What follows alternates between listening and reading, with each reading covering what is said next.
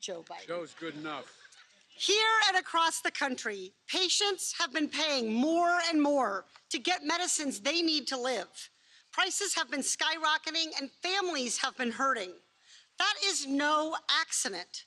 Prices are going up because Big Pharma has been pushing them higher. Corporate executives handcuffed Americans with higher costs using their lobbyists to get a giveaway that said Medicare can't negotiate lower drug prices. The result is that all of us, as patients and as taxpayers, have been getting ripped off. No more.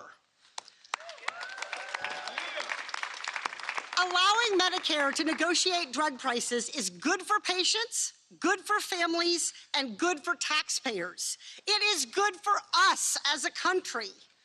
For Americans who've long been suffering from skyrocketing drug prices, the Inflation Reduction Act delivers solutions. We faced a fight. In the 12 months before we passed this landmark bill, Big Pharma spent over $57 million on advertising campaigns to stop it. So far this year, the industry has spent more than $187 million on lobbying. Big Pharma fights tooth and nail to prevent Medicare from negotiating fair prices because it wants to line its pockets with our taxpayer dollars. Congressional Democrats and President Biden said, enough is enough. We stood up to special interests and we put people first. Every single Republican in Washington voted against patients, against families, and against taxpayers. In the Senate, Republican politicians voted to limit how much Americans can save on prescription drugs and to prevent all patients from getting insulin. And House Republican leader Kevin McCarthy has vowed that next term it's his priority to return Big Pharma's unchecked power to charge patients whatever it wants. That is a slap in the face to California families who are grappling with high costs. House Republicans are more interested in pointing fingers about inflation than they are in delivering solutions. Here is the stone-cold truth. Corporate greed worsens health outcomes, rips off taxpayers, and threatens our capitalist economy. Capitalism relies on competition, on price transparency, and on consumer choice. Big Pharma has unfairly crowded out competitors. The industry has inexplicably set ridiculous launch prices and blocked cheaper options. And patients, they have no choice when they need to take these medications to survive. Drug price negotiation restores accountability to this broken market. You can stand with Big Pharma, or you can stand with families. You can stand with drug company executives, or you can stand with taxpayers. You can stand with corporate special interests, or you can stand with capitalism. Let me tell you where I stand. I will always put families first, fight for taxpayers, and work to strengthen our capitalist economy. You have my word.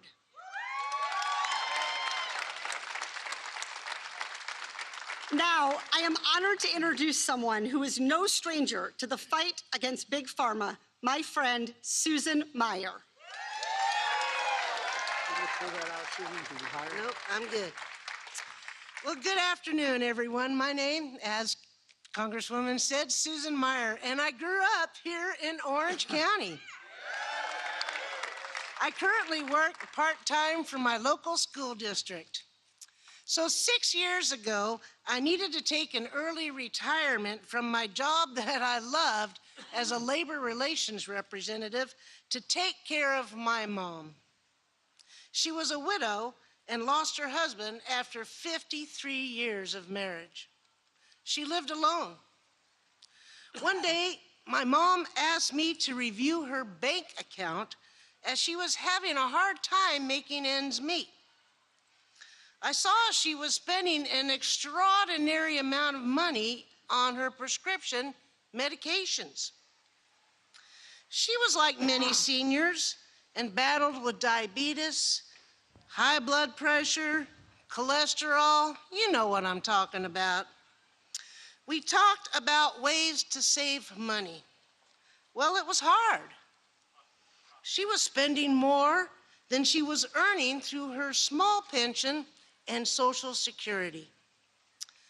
Then my mom's health began to deteriorate, and I found myself driving out to her home more often to take care of her. And I just couldn't understand what was going on all of a sudden with her health. Then one day she calls me up, my brilliant mother, right, who comes up with great ideas, and she said, "Susan, you don't have to worry about me anymore. I found a way to cut my prescription cost in half. I found a little gizmo at the CVS, a little plastic gizmo, and I can cut my pills in half. Now I have money for food and I can pay my bills." Oh my gosh, now I suddenly understood why my mother's health was taking a turn for the worst. She was literally taking half of her prescribed medication to save money. That shouldn't happen here in America.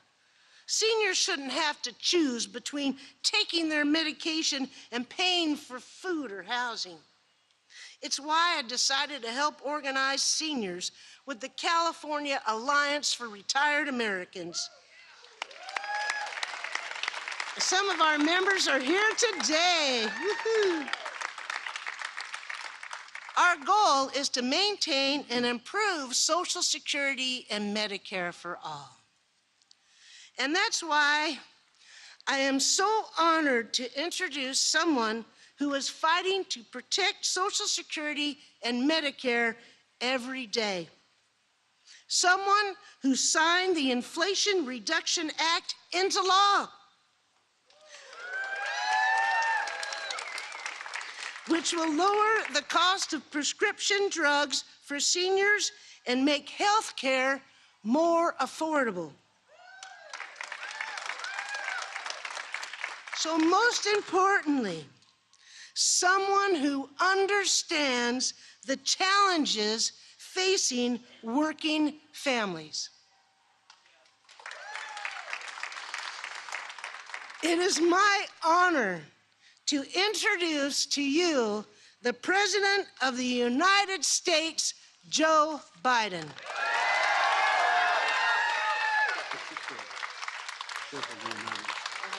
Thank you. Thanks so much.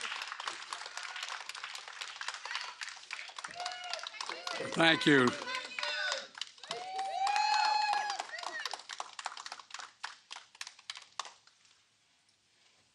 Well, great to be here in Orange County at Irvine Valley College. And Susan, thank you for that introduction. Please sit down, please. Thank you, if you have a seat. And well, thank you so much. Look,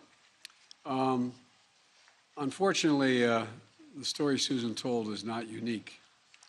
And it's, you know, many, many families that are going through this. But before I begin, pouring into my discussion today, I look over there and I see free Iran. And I want you to know we stand with the citizens and brave women of Iran. For real. For real. And who right now are demonstrating to secure their very basic fundamental rights. Women and men should have the right to freedom of expression and assembly. And women all over the world are being persecuted in various ways. But they should be able to wear in God's name what they want to wear. No one should be telling them what to wear. And Iran has to end the violence against its own citizens, simply exercising their fundamental rights. And, you know, Masha Amini's death was, I've been doing foreign policy a long, long time. It stunned me what it awakened in Iran. And it's awakened something that I don't think will be quieted in a long, long time. And so I want to thank you all for speaking out. I want to thank the Persian community here for being so vocal, and continue. It matters. That's one thing you don't have to tell me. You met my wife? I married up. I was one of those guys, my whole life, I've been surrounded by women who've taken care of me. Maybe they're smarter than I am. My younger sister used to be 3 years younger than me. Now she's 23 years younger. There was not a single solitary Biden man that is younger than any Biden woman. And my wife, by the way, at a community college, my wife is teaching today. My wife is a full-time college professor at a community college. And look, I'm here today because I want to share the progress we're making to bring down the cost, healthcare costs for everybody. And thanks to Democrats in Congress like Lou and also Katie. And Katie's, Katie's just been a star. You can tell she's not passionate about much. And you can tell she's a retiring soul. But all kidding aside, a policy whiz who knows how to talk to folks, a fighter who's taken on the powerful special interest. And we've seen it all. No drug company executive wants to testify in Congress before Katie. Nobody wants to do that to answer her questions, because they're to the point and they're revealing. Katie's is a big reason why I've been able to make such progress dealing with health care. And that's what I want to talk to you a little bit about today. I know it's been a tough 4 or 5 years for the country. We've made a lot of progress, but folks, a lot of folks are still struggling. Folks who came from the families I came from, where you sit around the kitchen table at the end of the month and wonder how in God's name we're going to pay for everything. Do we have enough? Well, I think about it the way my dad did. He used to talk about it in a way that so many of you at home still talk about it around that kitchen table or that dinner table. How much are the monthly bills? And how are we going to have to pay for all the necessities that extend beyond that? Is there enough left over? My dad used to use the phrase, for just a little bit of breathing room. My dad was a well-read, high school educated guy whose great regret was he never got to go to school. But he used to talk about everyone's entitled to be treated with dignity. And when you don't have the capacity to meet the basic needs of your children and your family, you're deprived of your dignity. You're deprived of your dignity. It's especially the case when it comes to health care and prescription drug costs. That's why Katie's leadership and the work of the Democrats in Congress is so consequential. And Katie, I'm not just being nice because I'm in your district. It happens to be true. No, I mean it.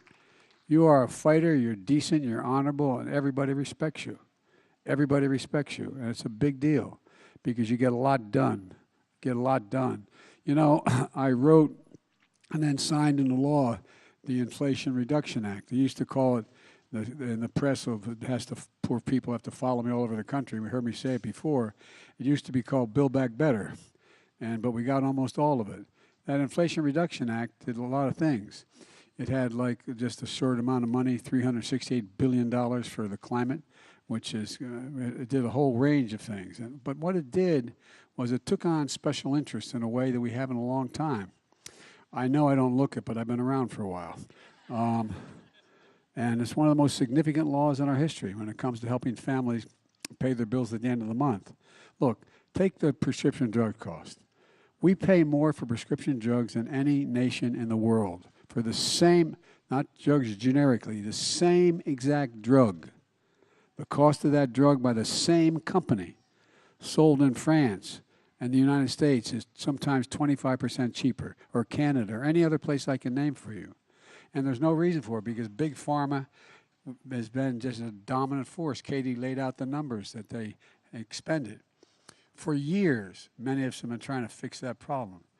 Why is it that, for example, the VA can negotiate drug prices with pharma? They say, we're not going to pay you more than A, B, C, or D, X amount for the The only exemption written into the law was that Medicare cannot negotiate the price of a drug with the drug companies, where they make billions of dollars through Medicare.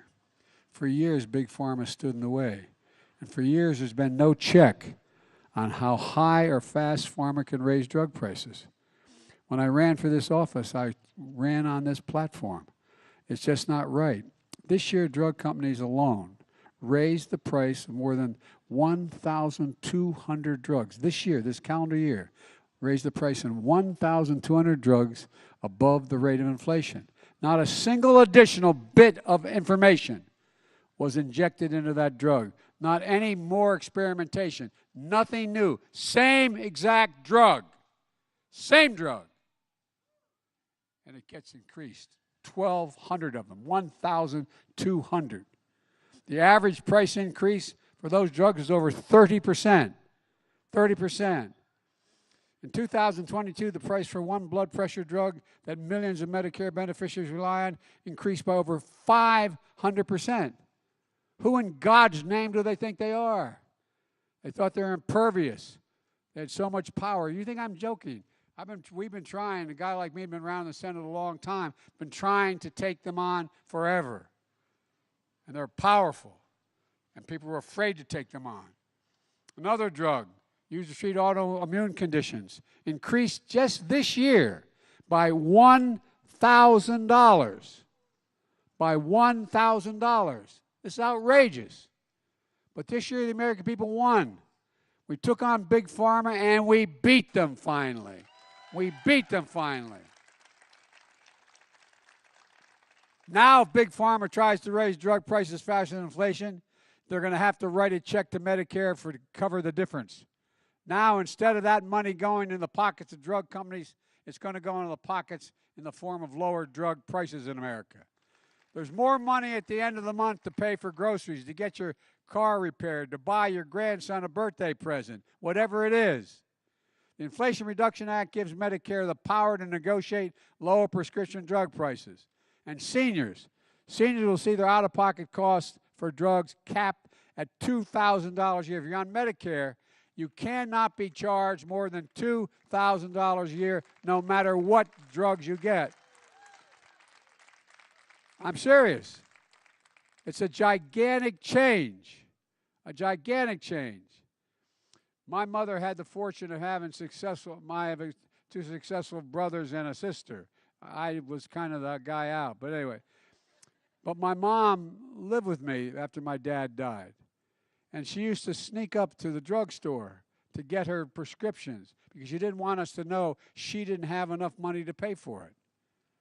She wouldn't tell us. I'm not joking. I'm not joking. She didn't want anybody to know she did not have the money to pay for it. So finally went up and I made sure that whatever she had in her wallet, that's what the drugstore charged her because I gave them whatever they need. They had a card. My generic point is think of all the mothers and fathers out there like your mom was. All of them. Their pride is in the stake it well. These are the same people who taught us to stand up, don't complain, never explain in my house. Well, folks, whether it's expensive drugs, another drug they need to survive, we're talking about drugs that cost $9,000, $10,000, and $14,000 a year, particularly cancer drugs. The Inflation Reduction Act caps that cost and caps the cost of insulin. How many of you know someone, and maybe many of you, that need that insulin for diabetes? Well, go know how much it costs for them to make that insulin and package it? $10 dollars. $10 total. They're charging up to $400 to $1,000 depending on where you live for that drug.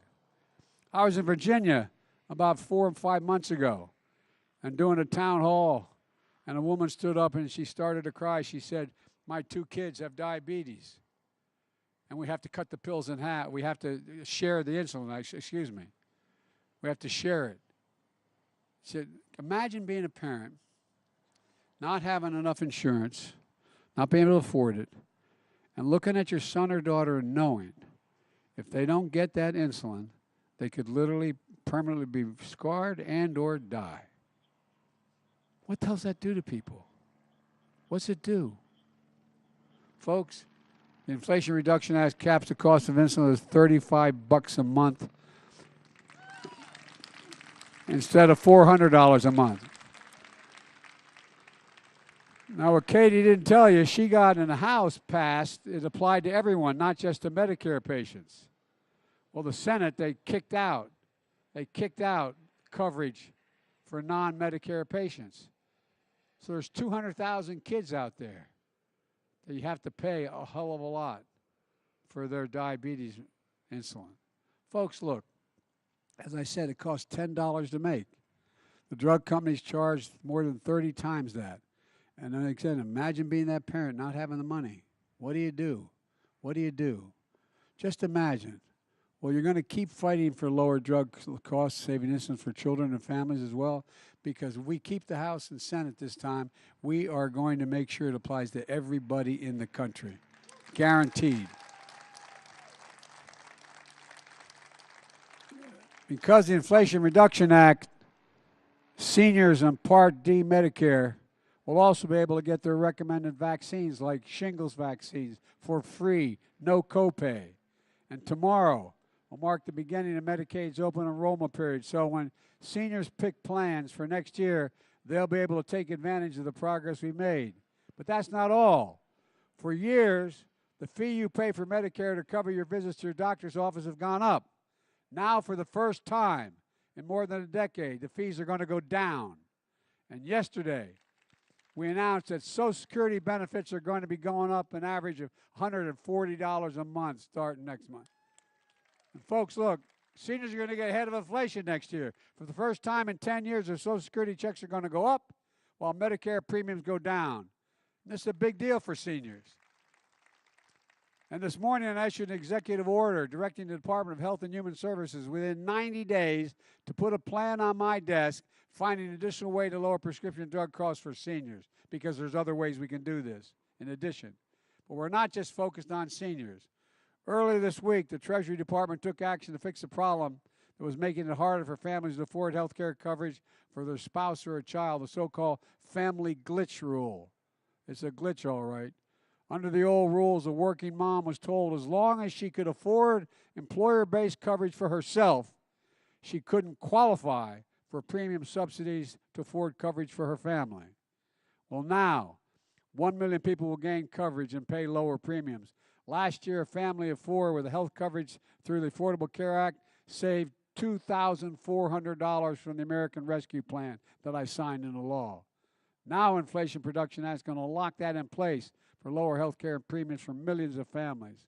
Folks, and by the way, the drug companies are going to continue to do very well in terms of profit. We're not costing them anything other than they should get costs. But folks, let me tell you something. Every single Democrat, as in fact Katie spoke about, every single one voted for Inflation Reduction Act. Not a single solitary Republican in both the House of Representatives and the United States Senate voted for it. Every single one voted against it. Every single one. Not only that, now congressional Republicans are telling us their number one priority is to repeal, if they win back the House and Senate, repeal the Inflation Reduction Act.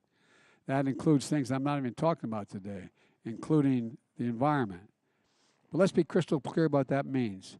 If Republicans in Congress have their way, it's going to mean the power we just gave Medicare to negotiate lower prescription drug prices and other costs over time goes away, gone.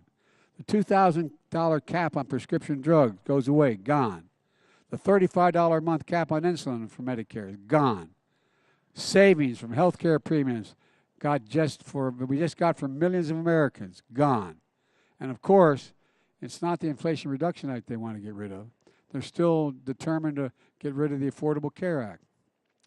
What people don't realize, they didn't realize the Affordable Care Act is the only basis upon which people with a pre-existing condition can get health care, unless you can afford an expensive policy. If Republicans have their way, that's gone as well. And here's the bottom line. So please hear this. When it actually comes time to do something about inflation around the kitchen table, Republicans in Congress are saying no. If Republicans take control, the prices are going to go up, as will inflation. It's this simple. Sadly, they go even further. Already a vast majority of the House Republicans have signed on to a Republican budget that's going to cut, hear me now, cut Medicare and Social Security. Cut it. Rick Scott, the senator from Florida, he's the head of the program to elect Republican senators. He's proposed a plan to put Social Security and Medicare in the chopping block every 5 years. If you don't vote for it again, it goes away. That means every 5 years, Congress will vote to cut, reduce, or completely eliminate Social Security and Medicare. And then there's Ron Johnson, a senator from Wisconsin. He thinks every 4 years, this is the God's truth. Do we have the pamphlets out here that they're pamphlets? Take a look at it. Their words, not mine. He thinks every 5 years is too long to wait. So he wants Social Security and Medicare to be in the chopping block every single solitary year. If Congress doesn't vote to keep it, it goes away. It goes away. Not just Social Security and Medicare. He wants to put veterans' benefits and everything else in the federal budget at risk. Folks, let me close with this. Over the last few years, we've faced some of the most difficult challenges in our history. But we're making real progress. We got a long way to go. But we're making real progress helping folks get a little more breathing room. Despite the opposition from some of the most powerful special interests in the nation, we're lowering health care costs and strengthening Medicare. And we're fighting for folks who need our help. It's one of the reasons why I'm so optimistic about America's future. We just have to remember who in God's name we are. This is the United States of America. No. Not a joke. Look, there's not ever been a damn thing we can't do, and we've set our mind to it. Name me something we've ever tried to... You're smiling, but name me one. Name me one thing we've ever tried to accomplish that when we did it together, we haven't been able to do it. There's nothing beyond our capacity. And that's the God's truth. Think about it. And the American public over the last 5 years has begun to lose hope that it's within our power to do almost anything. But we really can. But we've got to stick together. And I don't care whether you're a Democrat or Republican or an independent. The idea that people can charge 30, 40, 50, 60 times what it costs to make a drug, it just makes no sense when there's no alternative. It's not like you raise the price on a Chevy 10 times, you still can't go buy a Ford. I'm not joking. Well, there's no options. So, folks, I want to thank Katie for her incredible work, and I mean it. She is incredible in what she does. I mean it, Katie.